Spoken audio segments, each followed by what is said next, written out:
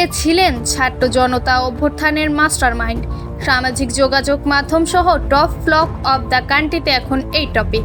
কোটা সংস্কারের দাবিতে শিক্ষার্থীদের আন্দোলন ধীরে ধীরে গণ আন্দোলনের রূপ নেয়। বাংলাদেশের ইতিহাসে সবচেয়ে ক্ষমতায় থাকা পরাক্রমশালী আওয়ামী লীগ সরকারের পতন ঘটে। দেশ ছেড়ে পালিয়ে যান আওয়ামী লীগের সভাপতি ও তৎকালীন প্রধানমন্ত্রী শেখ হাসিনা। পালিয়ে যায় আওয়ামী লীগের শীর্ষ নেতাকর্মীরাও। পালাতে ব্যর্থদের জায়গা হয় কারাগারে।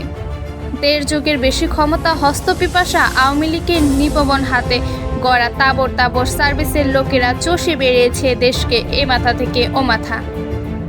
কে নেতৃত্ব দিয়েছে এই আন্দোলনের? কে ছিল এই আন্দোলনের মাস্টারমাইন্ড? কোনো এক ব্যক্তি নাকি একক কোনো রাজনৈতিক দলের ইশারায় করেছে এমন আন্দোলন?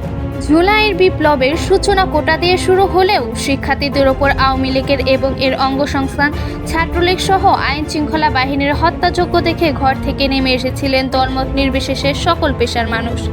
একত্রতা ঘোষণা দিয়ে যোগ দিয়েছিলেন ছাত্রদের দলে। জনসাধারণের এমন সম্পৃক্ততা ধীরে ধীরে এ আন্দোলনের রূপ নেয় গণ আন্দোলনে। দাবি উঠে সরকার পতনের। অবশেষে ৫ই আগস্ট তৎকালীন প্রধানমন্ত্রী গণ অবস্থানের মুখে পদত্যাগ করে দেশ থেকে পালিয়ে ভারতে চলে যান। সূচনা হয় নতুন বাংলাদেশের। পালিয়ে যেতে থাকে নেতাকর্মীরাও, অনেকে হন গ্রেপ্তার। সময় বাড়ার সাথে সাথে প্রশ্ন উঠতে থাকে, কে ছিল এই আন্দোলনের মাস্টারমাইন্ড? হঠাৎ করে আলোকে একটি নাম, মাহফুজুর আলম।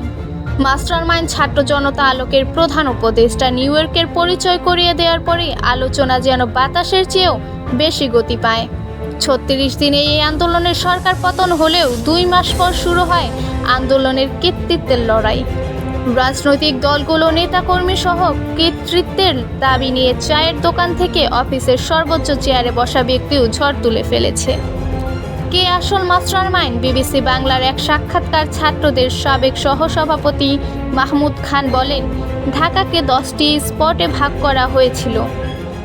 এটার মাস্টারমাইন্ড কে ছিল? এটার মাস্টারমাইন্ড আমাদের বিএনপি এবং তারেক রহমান। অনেক নেতাকর্মী এই স্পট ছিল। একবারের জন্য তারা চিন্তা করেনি যে তাদের শাহবাগে যেতে হবে। প্রকৃতপক্ষে মাস্টারমাইন্ড বলতে শহীদ সাবেককে, মুগ্ধকে, ছাত্র দলের আকরামকে, কোনো অধিকার পরিষদের নেতা কর্মীরা নুরুল হক নুরুলকে এ আন্দোলনের ঘোষক হিসেবে উপস্থাপন করে। বিভিন্ন সভা সমাবেশে বক্তৃতা দিয়ে বলেছেন, আন্দোলনের ঘোষক আমাদের নেতা নুরুল হক নুরুল। আদালত প্রাঙ্গণে তিনি বলেছেন, আর মাত্র 10% থাকার দরকার, তারপরই শেষ। 90% হয়ে গেছে পতন। উল্লেখ্য, আন্দোলন চলাকালীন সময় নুরুল হক নুরুলকে আটক করে কারাগারে নেওয়া হয়।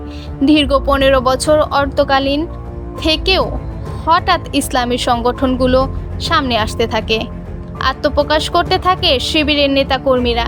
জামাতে ইসলাম আনতে থাকে সামনে তাদের অবদানের কথা। আন্দোলনের পর ঢাকা বিশ্ববিদ্যালয় জামাতে ইসলামী ছাত্র সংগঠন, ইসলামী ছাত্র শিবির, ছাত্র সমাজের সভাপতি এবং বিশ্ববিদ্যালয়ের কমিটি প্রকাশ করার বিষয়টি নিয়েও শুরু হয় আলোচনা।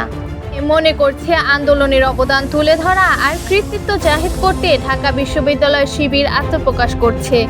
বিবিসি বাংলা সাক্ষাতে ঢাকা বিশ্ববিদ্যালয় শিবির আত্মপ্রকাশ করেছে।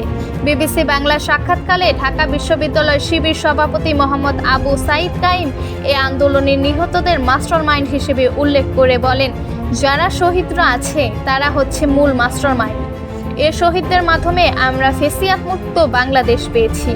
এই আন্দোলনের শুরু থেকে শেষ পর্যন্ত আন্দোলনের সাথে আমরা যুক্ত ছিলাম এবং অন্যান্য যে ছাত্র সংগঠন ছিল, ছাত্র দল, বামপন্থী ছাত্র সংগঠন, সবাই এখানে যুক্ত ছিল। পাবলিক বিশ্ববিদ্যালয় থেকে আন্দোলনের শুরু হলেও এই আন্দোলনে এক পর্যায়ে নজিরবিহীন ভূমিকা রাখে বেসরকারি বিশ্ববিদ্যালয়ের শিক্ষার্থীরা যুক্ত ছিল। অংশগ্রহণের শিক্ষার্থীর সমন্বয় এবং সংগঠনগুলো আন্দোলনের মাস্টারমাইন্ড বলতে সারা দেশের ছাত্র জনতার স্বতঃস্ফূর্ত অবদানের কথা স্বীকার করেন। নর্থ সাউথ বিশ্ববিদ্যালয়ের একজন সমন্বয়ক কালচারাল হাবিব বলেন, যখন হল ছাড়া পাবলিক বিশ্ববিদ্যালয়গুলো, তখন আন্দোলনরত শিক্ষার্থীরা প্রাইভেট বিশ্ববিদ্যালয়গুলো হাল ধরে আন্দোলনের বড় দখলদার কিন্তু বেসরকারি বিশ্ববিদ্যালয় ছিল।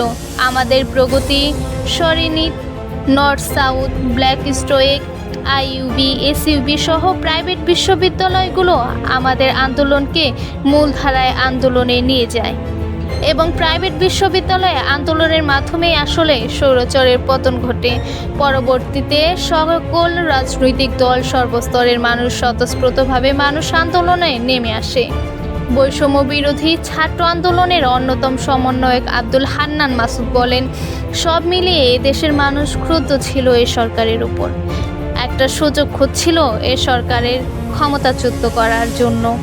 সেই ক্ষমতাচ্যুত করার জন্য এদেশের মানুষ যখন একসাথে রাস্তায় নেমে এসেছে, তখন সরকারের পতন ঘটে।